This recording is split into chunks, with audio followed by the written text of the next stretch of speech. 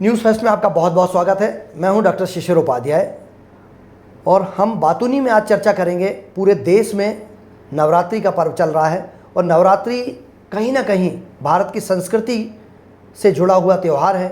इसमें हम 9 देवियों की पूजा करते हैं और नवरात्रि समाप्त होने के साथ दशहरा पर्व मनाया जाता है। वह बुराइयों पर अच्छाई की जीत माना जाता है कि भगवान श्री राम ने रावण का वध किया था और उसके बाद जब ये वापस लौटे थे अयोध्या तो उसके उत्सव के रूप में दशहरा मनाया जाता है। दशहरे के दिन जिस तरह से रावण का दहन किया जाता है, बहुत सारी समितियां, बहुत सारी कमेटियां आयोजन करती हैं और यही कारण है कि इसमें सामाजिक संगठनों की भूमिका बहुत महत्वपूर्ण हो जाती है।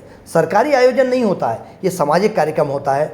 इसी तरह आइए हम आज आपको मिलवाते हैं भोपाल के ही एक युवा साथी से जो संस्कार उत्सव समिति का पिछले 23 साल पूरे हो चुके हैं।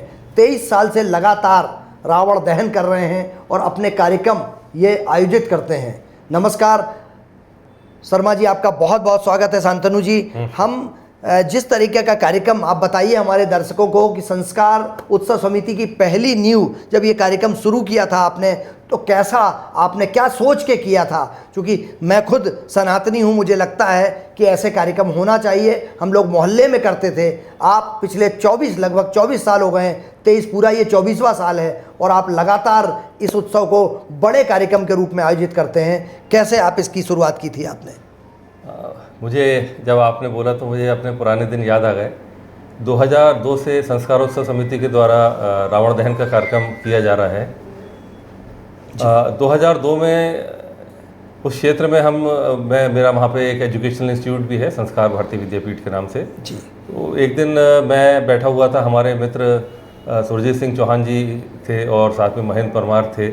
हम लोगों की बातचीत चल रही थी तो बातचीत में सुरजीत सिंह जी ने एक सुझाव दिया कि भाई नया क्षेत्र है, यहाँ पे रावण दहन का कार्यक्रम करना चाहिए। तो हमने और महेंद्र भाई ने भी इस चीज़ के लिए सहमति दी और इस प्रकार तुरंत मेरे ख्याल से शायद 3 दिन बचे होंगे रावण दहन में, तो हम लोगों ने कहा कि ठीक है, इस कार्यक्रम का आयोजन किया जाना। एक मन में जब विचार आया तो हम लोग रावण के पुतले ढूंढने गए। बड़ी मुश्किल से एक पुतले का व्यवस्था हुई, तो हमने एक पुतला लाके उस समय दहन किया रावण के पुतले का। जनता ने बड़ा अच्छा इसका रिस्पांस दिया और उसको देखकर सब लोगों ने, समिति में फिर बहुत सारे लोग जुड़ते चले गए और अब ये हमारा 23वां वर्ष रहेगा और इस प्रकार से कार्यक्रम की शुरुआत हुई और आज एक बड़े भव्य स्तर पर हम लोगों के द्वारा रावण दहन का कार्यक्रम किया जाता है। शांतनु जी, चूँकि भोपाल में दशहरा मैदान से लेके भोपाल में कई जगह इस तरीके के आयोजन होते हैं और जहां माना जाता है कि कोलार क्षेत्र हो या पुराने भोपाल में दशहरा मैदान में, हर क्षेत्र में अलग अलग VHL ग्राउंड में अलग अलग होते हैं, लेकिन संस्कार उत्सव समिति की क्या ऐसी विशेषता है कि यह हर साल जो आयोजन आप करते हैं वो एक यादगार बनता है, अविस्मरणीय बनता है? क्योंकि माना ये जाता है कि अपने जो आप संस्थान चलाते हैं, संस्कार भारती विद्या मंदिर के नाम से जो आप संस्थान चलाते हैं, यह बच्चों का है, यहाँ एजुकेशन दी जाती, बच्चों को शिक्षा दी जाती है, तो उनको भी आप संस्कृति से जोड़ते हैं। ये अमूमन ऐसे शिक्षण संस्थान नहीं करते हैं, तो क्या आप हजारों बच्चों को, उनके परिवारों को इस तरीके के आयोजनों से जोड़ के हमारी सनातन संस्कृति को आगे बढ़ाने का काम कर रहे हैं? जी, आप निश्चित तौर पे आप इस चीज़ को कह सकते हैं। और जो हमारी पूरी संस्कार उत्सव समिति की जो पूरी टीम है, जो हमारे जो पदाधिकारी हैं, कार्यकर्ता गण हैं, वो पूरा इस आयोजन के लिए तन मन धन से लगते हैं और पूरा उन लोगों का प्रयास रहता है कि कार्यक्रम अच्छा रहे। हमारी समिति दूसरी समितियों से अलग इस प्रकार से भी है कि जहाँ इस समय लोग रावण के कद में बढ़ोतरी करते हैं, बड़े से बड़ा रावण बनाने का प्रयास करते हैं, हम लोग हर वर्ष पिछले 23 सालों से हम लोग रावण के जो पुतला होता है उसकी कद में 1 फीट की कमी करते हैं। क्योंकि रावण बुराई का प्रतीक है, बुराई को बढ़ना नहीं चाहिए, समाज में कम होना चाहिए और प्रतीकात्मक तौर पे हमने हर वर्ष रावण के पुतले में कमी करी है।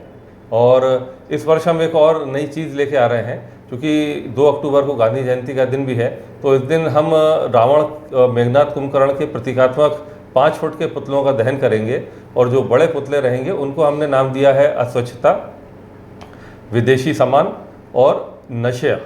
कि इन चीज़ों से हमें दूर रहना चाहिए। तो ये हमारी एक इस बार की थीम रहेगी और इसी के ऊपर हम लोगों का कार्य रहेगा।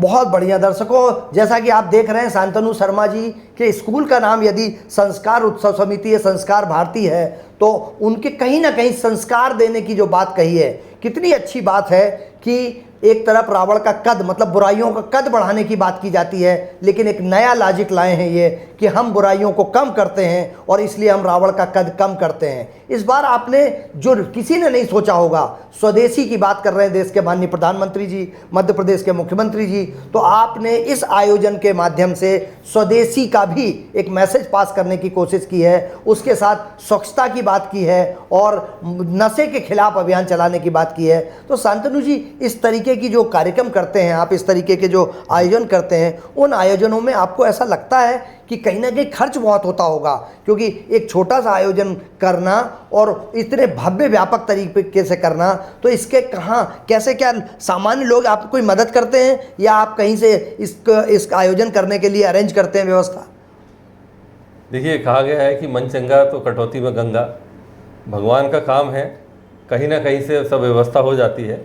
हमारी समिति के भी सब लोग हैं जो कुछ ना कुछ कलेक्शन करते हैं और क्षेत्र के जो आसपास के लोग हैं वो भी इस कार्यक्रम में हमारा सहयोग करते हैं और बहुत अच्छी प्रकार से ये हमारा कार्यक्रम हो जाता है।